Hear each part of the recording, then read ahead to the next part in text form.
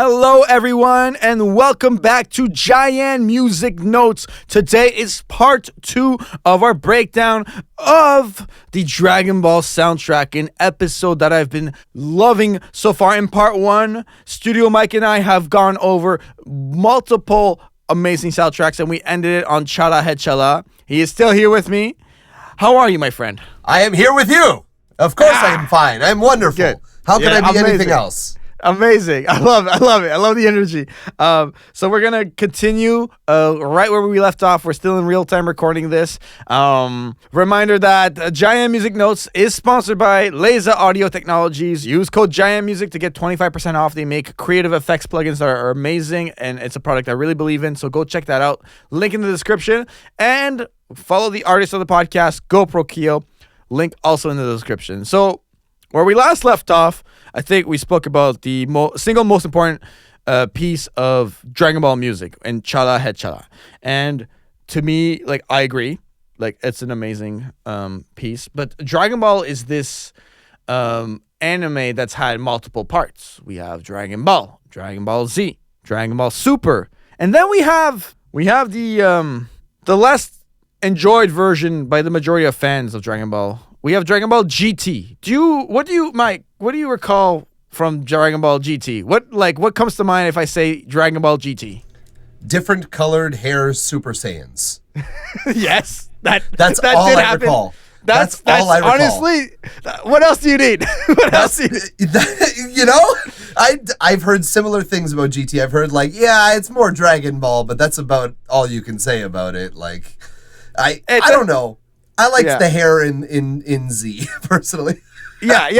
I mean, listen, GT has had its stones thrown at it. We're not here to cast another one. But we are here to talk about the opening of Dragon Ball GT.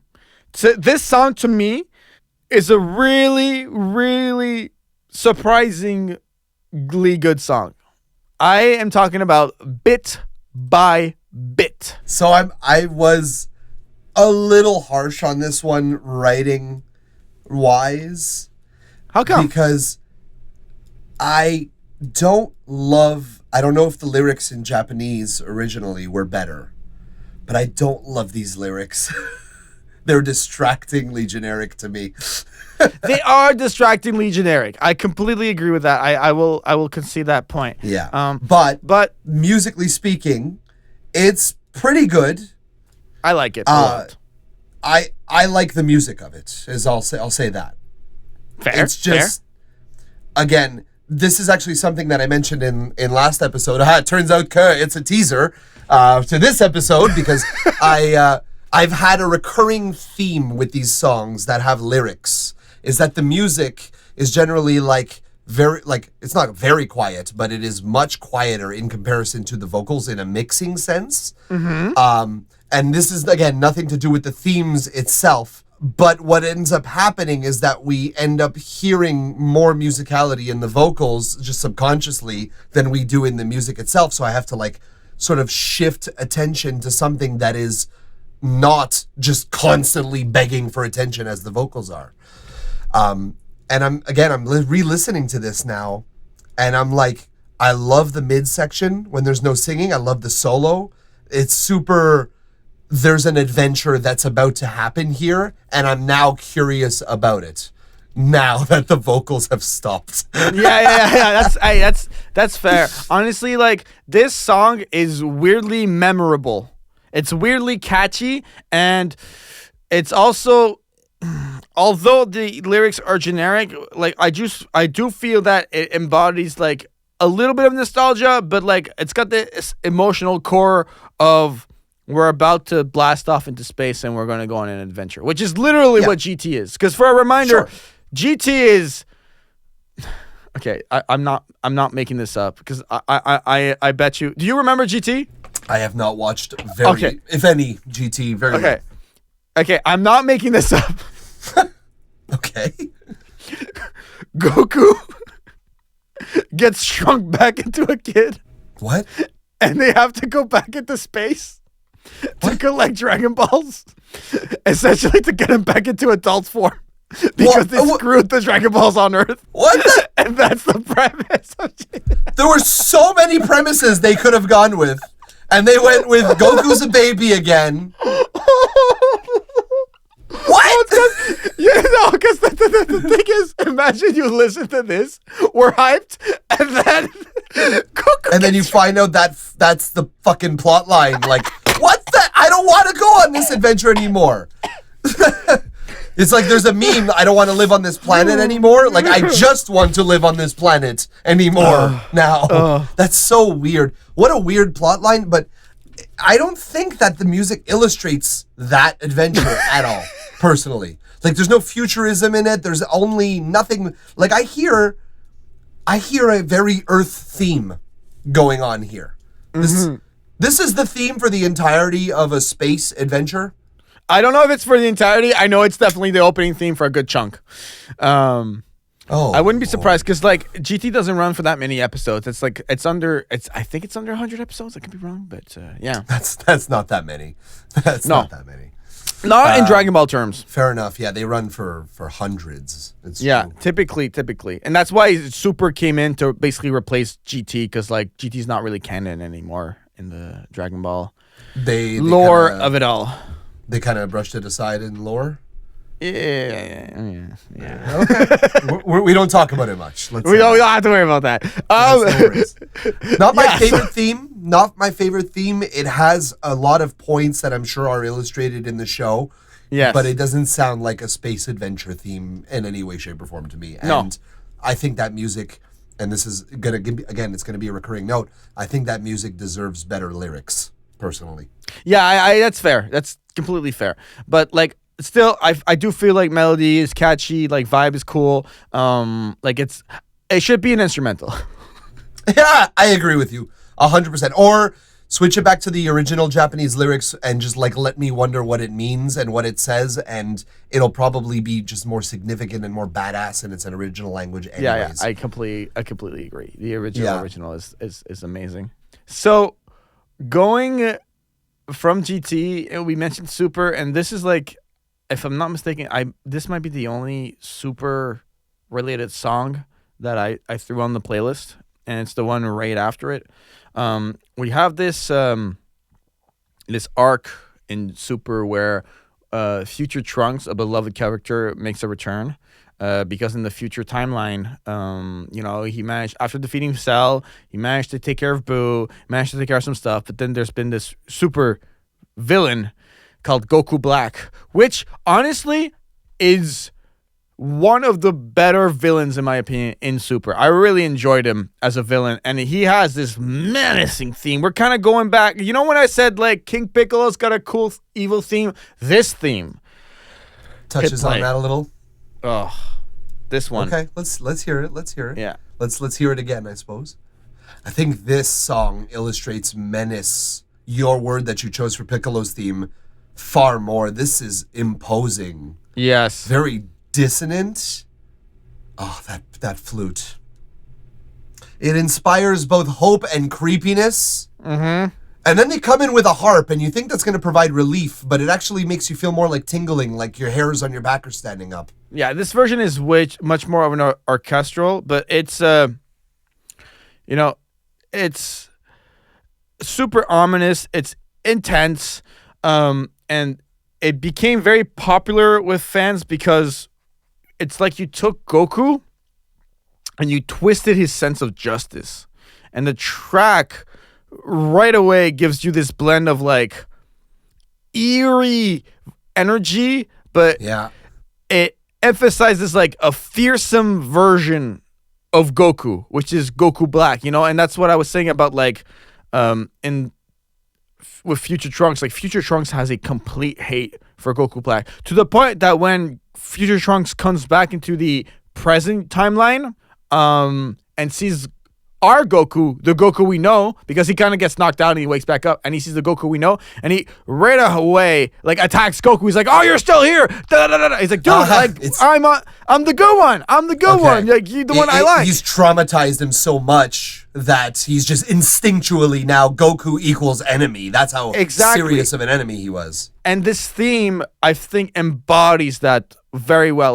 Like melodically speaking, it's just got this like dissonant, evil, creeping build, and we build, and we build, and we build, and we snap when we see Goku's face. And we actually, it's like funny because you said that the music just lowered in this version we're listening to, and like it kind of just lets you sort of take pause at the like grim verity of it all. Yes. The darkness that we're hearing before us is no longer actively fighting us, but it's actually buried within us subconsciously in this section of music a little bit. Yes. I love this theme, man. I don't know the Super at all. Unfortunately, I've not had the chance to watch any of it, and it's great because you're just giving me some plot updates, and I'm like, oh, that's super awesome. But it is super awesome. This does feel very boss fight. This is like a level of evil. Now, I have a question for you. As a character, Goku Black, you said that he twists the morals of Goku, and I'm curious how he does that. Does he do that in a way where he does have specific codes of conduct and rules that he respects? Or does he just go complete chaos and fucking destroy everything? Essentially, Goku's all about saving lives. If you do a 180 on that, Goku Black is all about destroying lives, like eradicating living life on eradicating life on planet Earth, to the point where people in this timeline with Goku Black, when he's like the villain and he's running the planet, are forced to live underground. Oh, shit. They're not able to go anywhere. Like if they're like, oh, we need to get something, it's like a quick run to get the thing you need above ground, run back, like hide, don't let them know like you were seen or anything. And can I spoil? Yeah, absolutely. This is not a show I have time for right now. Okay. So Goku Black also has Zamasu as an ally, which is a whole other character. And the track is like, we know that this song is also used to represent Zamasu as a character who is like Goku Black's right hand man, or you could like, or vice versa. It gets so bad that like in Dragon Ball you have the Kais. You know, the Kais are like the big deal, and then when Beerus shows up, you have like the Gods of Destruction, and then on top of the Gods of Destruction you have the Angels, which like that's Whis. That's taking care of, that's like always trying to leave with Beerus. And above that, you have the Zenosamas. Zenosama, I think is how you say it. The over god, if you will. They're like these little kid behaving beings, but they can literally destroy everything. Like they're omnipresent or like they just do not screw with them. And it took them being brought into that universe to erase the entire existence of that universe to get rid of Goku Black. I won't say why, like, what's going on there, because that's a whole other rabbit hole. But Jesus, that's hardcore. You had to erase an entire like timeline for us to like, and it's the type of thing where like they were like, okay, let's hop in the time machine. The time machine's about to like bring us back to our current our previous timeline that we all know like and love in Universe 7.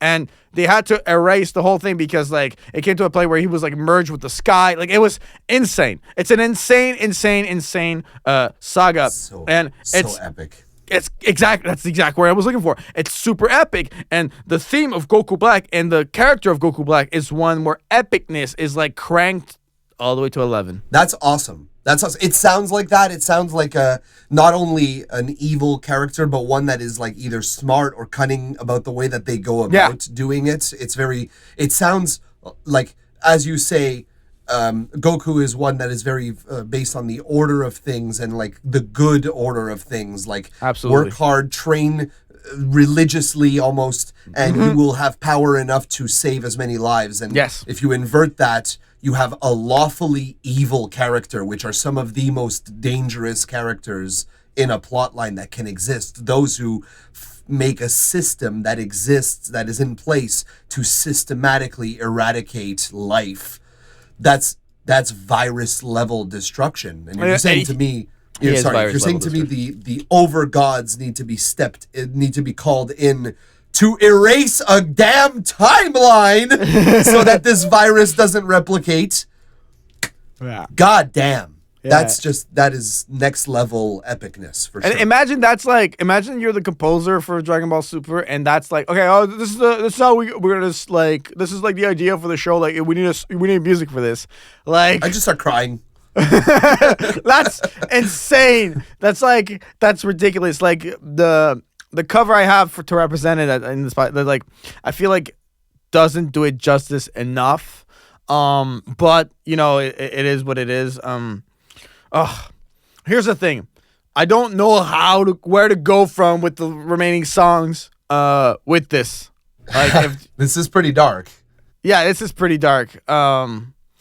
We can go to, we still have another Dragon Ball Super track. Maybe that could be a thing. Do you have a preference here, or what's that one? it would be Limit Break X Survivor. It's the 7th. Why don't do you want to stay on Dragon Ball Super? Let's do we might as well. Might as well, I guess, unless you have like a preference. Like I remember liking this one. So Limit Break X Survivor, a Dragon Ball Super opening. Oh yeah, right Dude. off the bat, and it's got these like almost the B-52s, the band. It's got like this almost surfer rock vibe, kind of A little bit, like eh? 70s surf rock. Yes. Oh my God. Okay. Tell me everything. So this is another track that deserves such better lyrics. The musicality of it is so cool. It's so engaging. It's so diverse. The melodies are all great, including the vocal melody. But when I hear these lame-ass English translated vocals, I'm just like, it's turning me off from the song. But I love the rest so much. So here's the thing. This song is the opening. It's one of the openings in Super, like I said, but it's the opening for the Universe Survival arc in Dragon Ball Super. And I'm so happy you didn't watch Super, because I will tell anyone about this like at any point. Like, this Universal Survivor arc was all about there's multiple universes in Dragon Ball. It's about get your 10 best fighters, and then let's all get them in a ring, and then we'll figure out who. And if all your 10 of your fighters gets eliminated, ringed out, whatever, then your universe gets erased by the Zen-Osamas. The same people that erased the timeline. So it's this super high stake. It's the final arc in Super. And I get that. And I think that those stakes should be better exemplified through lyrics, personally. That's just because I'm used to lyrics that are like that transcend the direct literal meaning of whatever the characters are going to experience. That's just for me. But I have that comment for a lot of songs. Yeah, I'm noticing. I'm noticing. Yeah. I'm sorry. It's part of the songwriting. You got to talk about it, man. Yeah, it's absolutely. Again, I'm loving this song. I loved it the first time I heard it. I wrote that it's musically amazing. It's very dynamic and engaging. This is all things that I love about about the vibe from Dragon Ball music in general. They have super dynamic, super engaging music. And I mean, lyrics aside, musically speaking, this adds, I like that when it comes down, it just came down in the song to like a different sort of chord progression and chord structure. And I like that. If we compare it to Chala Head Chala, for instance. Oh, but you can't do that. You have to. You kind of have to, No, though. I disagree. You can't do that. You can't take the cream of the crop. Hold on, because you have similar beats, you have similar like guitar and synth interaction, you have vocals, so like musically speaking, they can be comparable. Now, emotionally speaking, I'm not even going to start to try and compare them. No, don't go there. You seem attached to one more than the other. I'm talking for the fan base here. Don't go there. I don't want an entire like million people to swarm on me and say you're nothing. You're never going to be nothing. Twitch subs are awesome. Or do you? No, but that's the thing is I like this song a lot, and I compare it to Chala Head Chala only musically and like sonically speaking. Sonically, I listen to both of them, and I myself like the musical themes of this one better as a musician. Yeah, that's fair. But if I compare them side by side as like individual pieces as they exist, as you've shown them to me, I kind of prefer Chala Head Chala because it's just, I don't necessarily, obviously I'm not understanding it is a big part of it, but I'm just like letting the musicality wash over me. Whereas when I'm understanding the words, it's I don't know, man. You maybe there's a phenomenon that I'm not aware of, but like I just think it could just take away from the song, which is so unfair to the song. Yeah. That's listen, fair criticism. You know when someone speaks and it flashes a memory in your head, or like it makes you think of something all the time. When you said you compare them side by side, it reminded me of a moment when I was in Japan on vacation, and I walk into they have these like stores where it's like there's not even a vendor, it's just different capsule machines to like unlock like toys and like figurines and stuff like that. And I think I know what you're talking about. Yeah. And I walk in there and they have 4 speakers and they're playing, so 2 different stereo systems, and they're both playing anime openings, but 2 different anime openings. So like if you go on one side of the shop, you get one song. If you go on the other side of the shop, you get another one. But if you stand in the middle, you get both. Okay, that's pretty cool.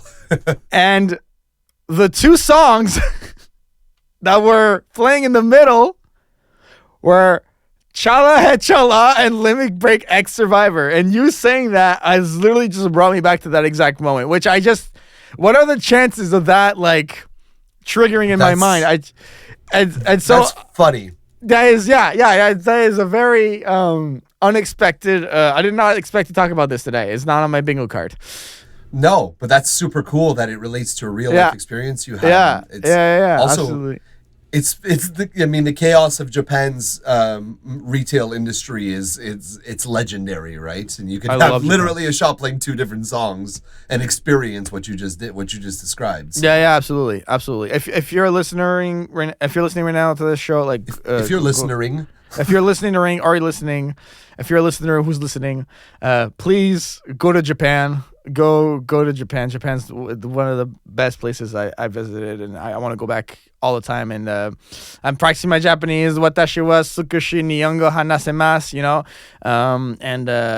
It's that. And what I will say, if you're listening this deep in the show, one day my Japanese language will play a role in this podcast. That's all I'm going to say for now, because it's very long. That's so cool. Yeah. That's so cool. I love that. Yeah. I don't know what the hell it means, but I love it already. I trust me. If I pull this off, dude, oh my God, it's going to be like a staple of what my plan is. Oh, it's just, okay. We'll leave it at that. Yeah. Suspense me.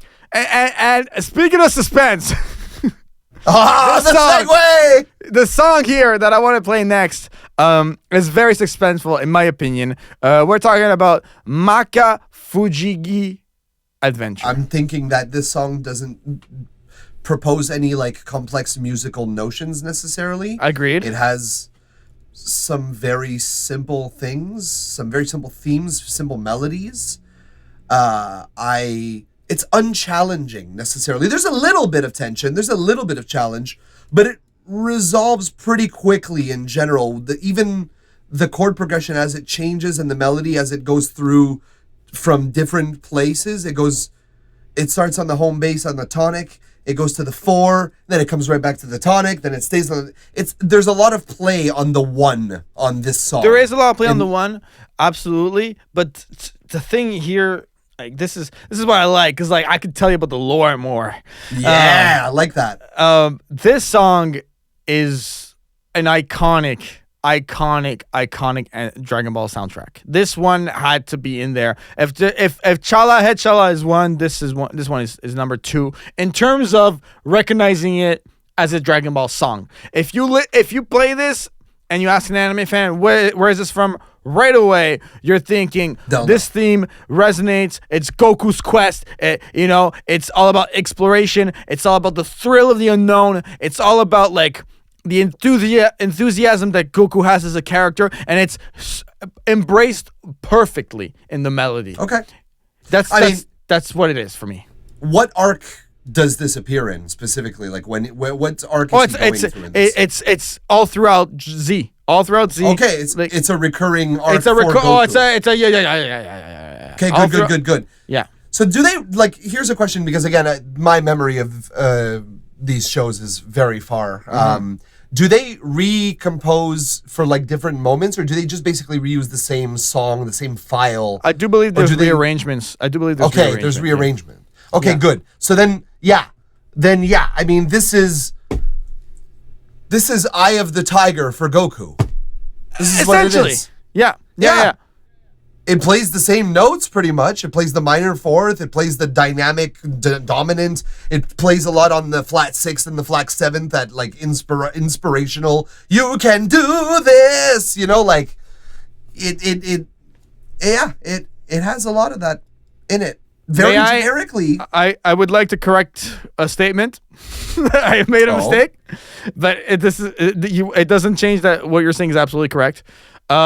This song is the opening for Dragon Ball. It doesn't play through Z. Oh, wow. Okay. So it's like a prequel to Chala that makes almost. More sense. Yeah, that does make sense. For Dragon Ball, not Dragon Ball Z. No, like Kid Goku. Yeah, okay, that arc. That makes a whole bunch more sense, because it's I'm so sorry. A little more simplistic than the overall Dragon Ball Z theme. That makes total sense to me. Yes. And it's engaging and dynamic enough so that it does set a precedent that, like, we can expect more rock, quote unquote rock, beady rock, I guess you could say. Yeah. But it's a good baseline, I would say. It is very simplistic, very inspiring, very kid goes on an adventure. Yeah. Truly. Yeah. It's the Eye of the Tiger for Goku's up and coming theme, right? Up and coming, he's building his physical body, I guess. He's a kid. You did mention adventure, and I think that this is the last song I think I have stuff to say about, and adventure is a good word, because this song literally, and I'm really excited I get to share this with you. This song is one that changed my musical path and my musical career, and put me on a new map. I'm talking about the Tapion theme. Before I play it, I do want to intro this to the listeners and to you, just so like everyone's fully contextualized. This is my first cover to ever hit 1 million streams on Spotify. I got a plaque on my wall that I'm looking at right now of this song. And I wanted to end this episode with this song because of how much it means to me. So we'll listen to it, and then we'll break it all down. We'll talk more about the story, but the Tapion theme right now. This one evokes so many. I like songs like this very, very, very much. Me too. This has Zelda-esque vibes. It approaches Zelda territory, and yet it's got Western. I love that it is Western. Oh, and then it just elevates to this rock theme. This particular version, at least. Yeah. The Western influence is undeniable in here. That piccolo at the beginning is very in between orchestral and Western. It's right straddling that fence a little bit. The melodies are, again, nothing super challenging. When you get to those sort of, when they go a little more Phrygian on us, when you go from the tonic to the minor third and then to the flat second, that's when we're getting something a little bit more dark and a little bit more contemplative, I guess. I would have liked that they go symphonic death metal in that section, personally. We could go to all types of directions, but you're hitting so many points that are exactly like the thoughts in my brain as I listen to this song. That this song is part of this. I was planning on doing a solo breakdown episode of the Tapion theme, but this is gonna be it for it. This is when I talk about it. This is like a very significant point in JaianMusic Notes, because this song is kind of like one of the very strong foundational pieces of why I started the show. It's iconic. Yeah, it's iconic, and it's very big in my universe. It's from Dragon Ball Z: Wrath of the Dragon, which is a Dragon Ball non-canon movie, but in this movie, there's a character called Tapion, who is essentially Dragon Ball Link. So when you say Zelda vibes, right away, I completely agree. That ocarina in there, it's memorable. We got that melancholic but yet heroic tone with that like really nice ocarina motif. And it just kind of symbolizes who Tapion is as a character. And the piece to me is deeply emotional because it blends like those orchestral elements that you were talking about, and it's, if you know how the movie goes, and I'm not gonna spoil the movie because everyone should go watch this movie. Like, I might go watch this movie. It's under an hour. It's really worth it. It's really worth it. Oh man, I'm gonna go. I got an hour to spare for some great art. Yeah, for sure. This is excellent. No, I replayed it, by the way. I'm just restarting it because this is the kind of song that has replayability to me. Those things that that give me shivers when I'm listening to it. Woo, girl, I am all up in that. Yeah. It's true. Fuck, it is an ocarina. It's not a piccolo. No, it's an ocarina. Shit, I'm hearing it. Yeah. So I'm gonna I'm gonna write a few things. I wrote a few things about this song. It's funny that I wrote the piccolo, but it is an ocarina. Yeah. Mix wise, it's pocoloing me in the ears. It's very piercing, but it doesn't. It's supposed to be. It's supposed to be standing out a little bit. And I don't know if your version is slightly. Well, I find in this version we're listening to, the guitars are slightly off tune from the orchestral section, like the heavy section and the main section. They're like slightly off tune from one another, which is an interesting effect. It's not. I don't think it's something that was necessarily intentional. But if it was well orchestrated because it does create this sense of duality. Yeah, there's a sense of duality for sure in this one. I completely agree. But I to me the mesmerizing is the theme for me. Like when I went to go see the Dragon Ball orchestral show at Place des Arts, this song was like used. It was basically they shot they had a broadcast of the entire Dragon Ball Z sagas, like playing like key moments, and with an orchestra playing along the whole time. And there was one moment when it was when Trunks found adult Gohan in his future timeline passed away and he becomes Super Saiyan. This ocarina theme like played in that like very, it was like just those like that small section of it at the intro. That must have, that's giving me shivers. Yo, it must have like resonated. It was insane, the power of it. I think power is a really accurate word to describe this theme. Yeah. Just Tapion overcomes a lot in his movie, and I wish he was a canon character. I wish he was a canon character. Hey, man, they might run with it at some point. You know? And the other thing too for this song, this cover that's like very important to me. When I said it, like it's a big part of my universe, is when the passing of Akira Toriyama occurred. There was a remembering Akira Toriyama playlist, the official one on Spotify, created either by a user or by the I don't know, but it was like the main one, and this my theme of it got put in that playlist. So it's just like it's opened up like a lot of like it just makes me feel like it's like my contribution to the anime music world. This one is one of the biggest, if not the biggest, contribution. Yeah. Yeah, so I'm super happy it's a part of this.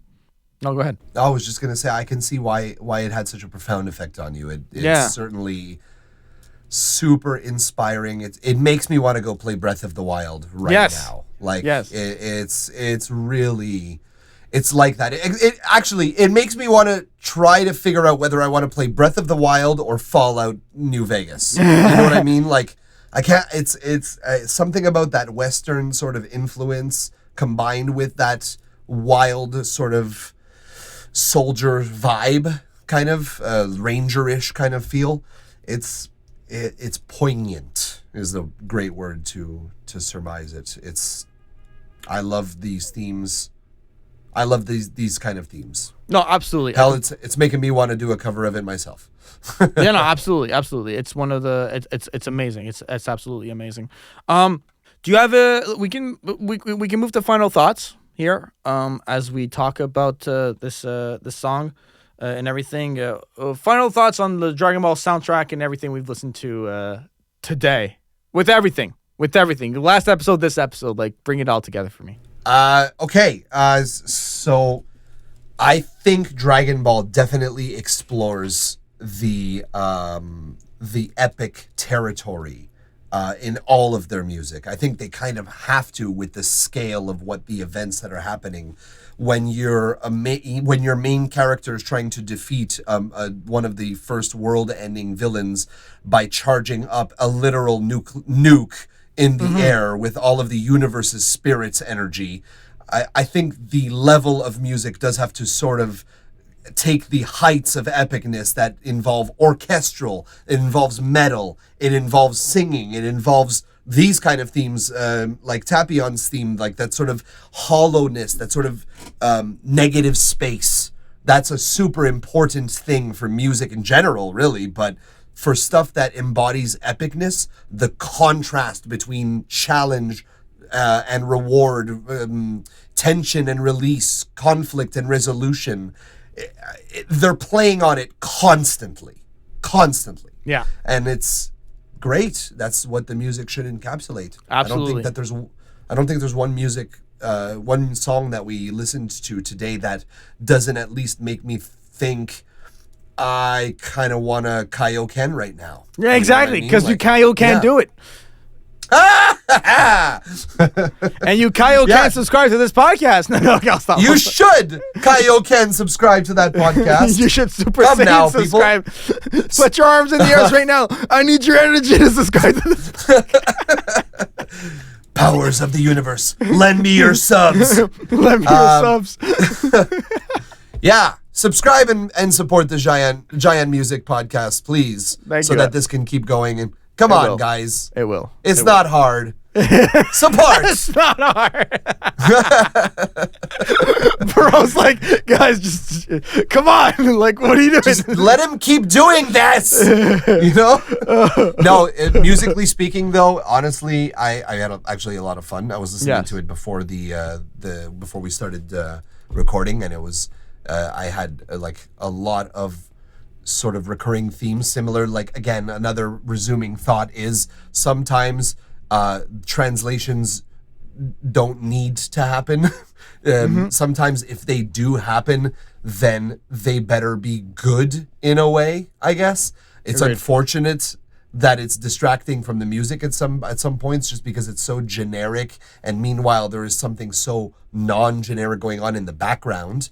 And just because vocals are like the thing that humans as listeners to music, that's the first thing we catch. Our attention is focused around other people like us, people specifically. And the voice has so much power and influence on music that when it's used strategically, that's powerful. But then we hear Tapion's theme, not a word in it, and I think it might be my favorite theme in this entire thing.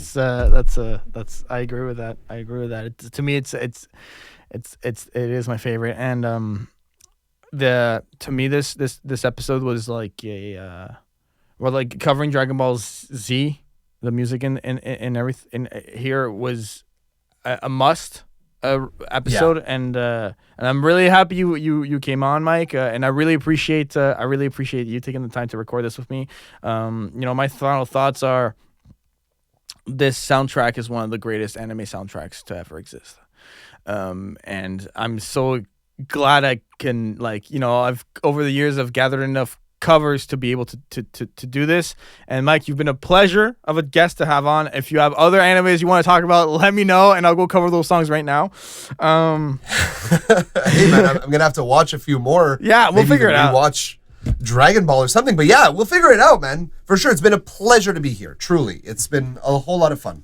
Yeah, likewise. So, on that note, you can follow me. I didn't even plug myself at the last part, but I'm at JaianMusic on social media, JaianMusic Notes. It's subscribing your favorite podcatcher. Follow GoPro Keo, the artist for this show. And once again, a big thank you to Laser Audio Technologies for, sponsoring the show. If you use code JaianMusic, you get 25% off. They create amazing creative effects plugins, and it's a company I truly support. So, for myself and Studio Mike, this has been another episode of JaianMusic Notes. Bye. Bye.